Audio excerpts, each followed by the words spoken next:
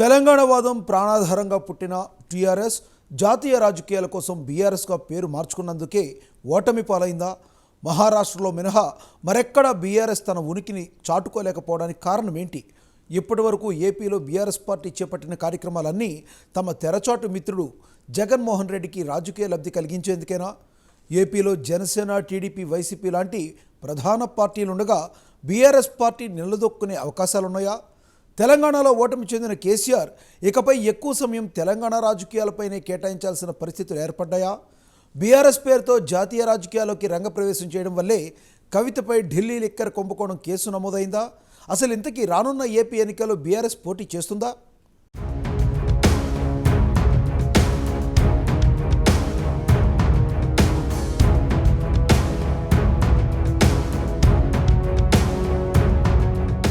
తెలంగాణ ప్రత్యేక రాష్ట్రం కోసం 2001లో ఏర్పాటు చేయబడిన తెలంగాణ రాష్ట్ర సమితి పేరును కేసీఆర్ జాతీయ రాజకీయాల్లోకి అడుగుపెట్టడం కోసం 2022 అక్టోబర్ 5న భారత రాష్ట్ర సమితిగా పేరు మార్చడం జరిగింది.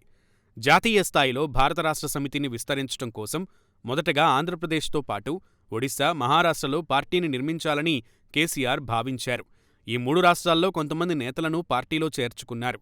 ఒరిస్సాలో అయితే మాజీ సీఎం గిరిధర్ గొమాంగో లాంటి ప్రముఖ నేతలను చేర్చుకుని పార్టీని విస్తరించాలని భావించారు. కానీ ఒరిస్సాలో బీఆర్ఎస్ కార్యకలాపాలు అంతగా ఊపందుకోలేదని సమాచారం. ఇక మహారాష్ట్ర విషయానికొస్తే చరణ్ వాగ్ మారే, రమేష్ గుళేకర్, విజయ్ మొహితే లాంటి నాయకుల చేరికతో మహారాష్ట్రలో బీఆర్ఎస్ కొంతమేరకు ఉనికిని చాటుతుంది. ఇటీవల మహారాష్ట్రలో 130 గ్రామ పంచాయతీలకు జరిగిన ఉప ఎన్నికల్లో 57 గ్రామ పంచాయతీలను గెలిచి బీఆర్ఎస్ సత్తా చాటింది.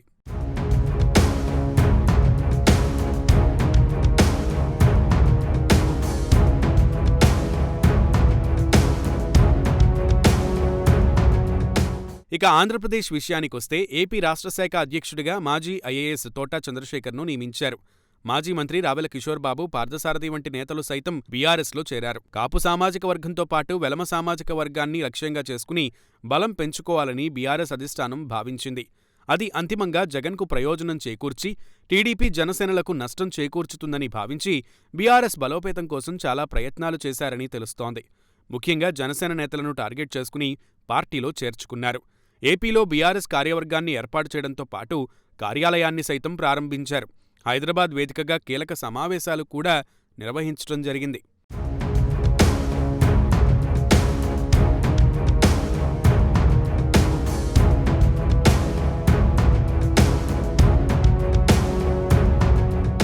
ఇదిలా ఉండగా బీఆర్ఎస్ ఏర్పాటు సందర్భంగా విశాఖలో కానీ, విజయవాడలో కానీ భారీ బహిరంగ సభ ఏర్పాటు చేస్తామని ప్రకటించారు.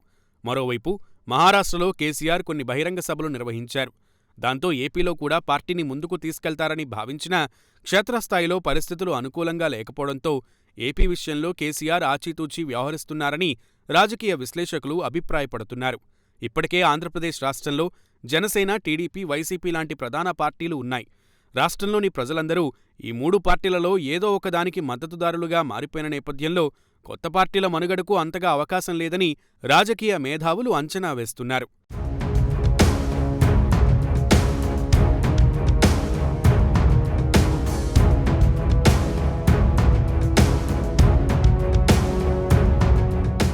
ఇదిలా ఉండగా ఇటీవల జరిగిన తెలంగాణ ఎన్నికల్లో బీఆర్ఎస్ పార్టీ ఓటమి చెందడంతో కేసీఆర్ తెలంగాణ రాజకీయాలపైనే దృష్టి సారించాల్సిన అవసరం ఏర్పడింది. కాగా జాతీయ స్థాయిలో పార్టీని విస్తరించడం అనేది అంత తేలికైన వ్యవహారం కాదని, కేసీఆర్ జాతీయ రాజకీయాలపై మక్కువ తగ్గించుకుంటేనే తెలంగాణలో పార్టీని కాపాడుకోగలరన్న విశ్లేషణలు మొదలయ్యాయి. అప్పుడు మాత్రమే జాతీయ పార్టీలు సైతం మద్దతు తెలిపే అవకాశం ఉందని, లేదంటే జాతీయ పార్టీలు టార్గెట్ చేసే అవకాశం ఉందని రాజకీయ వర్గాలు అభిప్రాయపడుతున్నాయి. బీఆర్ఎస్ పార్టీ విస్తరణ కోసం కేసీఆర్ ఇతర రాష్ట్రాలలో తరచుగా పర్యటించడం, బీజేపీ అగ్రనేతలపై విమర్శనాస్త్రాలు సంధించడం వంటి కారణాల వల్లే కవిత ఢిల్లీ లిక్కర్ కుంభకోణం కేసు తెరమీదకొచ్చిందని అందరూ అంటున్నారు. జాతీయ రాజకీయాలకు సంబంధించి కేసీఆర్ ఎప్పుడు శృతిమించినా ఇలాగే కేసులతో వేధింపులు మొదలవుతాయని రాజకీయ వర్గాలు అభిప్రాయపడుతున్నాయి.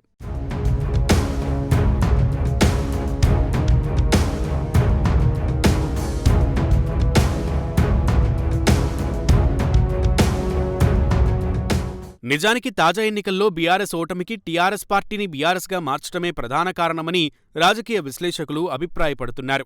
జాతీయ పార్టీగా మారడం వల్లే గతంలో మాదిరిగా తెలంగాణ సెంటిమెంట్ని యథేచ్ఛగా వాడుకోలేని ఇబ్బందికరమైన పరిస్థితిలోకి బీఆర్ఎస్ నాయకత్వం నెట్టబడిందని రాజకీయ వర్గాల్లో సర్వత్రా వినిపించింది.